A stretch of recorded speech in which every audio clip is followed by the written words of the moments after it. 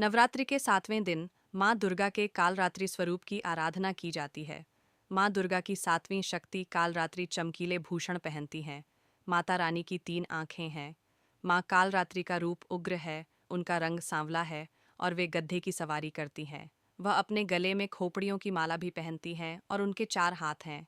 उसके दाहिने हाथ अभय, रक्षा और वरदा आशीर्वाद मुद्रा में है और वह अपने 2 हाथों में वज्र और उस्तरा रखती है।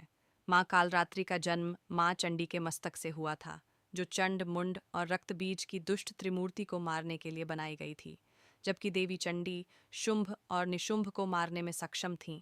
चंड, मुंड और रक्तबीज को रोकना पड़ा क्योंकि उन्होंने तबाही मचाई थी।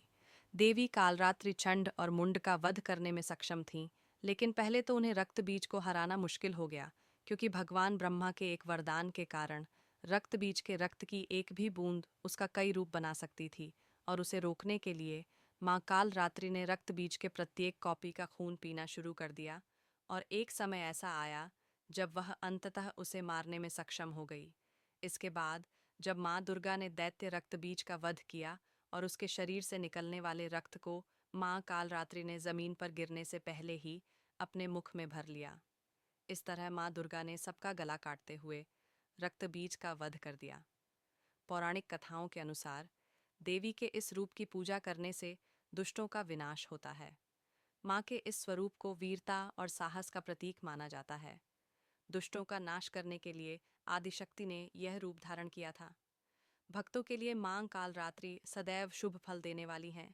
इस कारण माँ का नाम शुभंकारी भी है। ऐसी मान्यता है कि माँ कालरात्रि की कृपा से भक्त हमेशा भयमुक्त रहता है। उसे अग्नि भय, जल भय, शत्रु भय, रात्रि भय आदि कभी नहीं होता।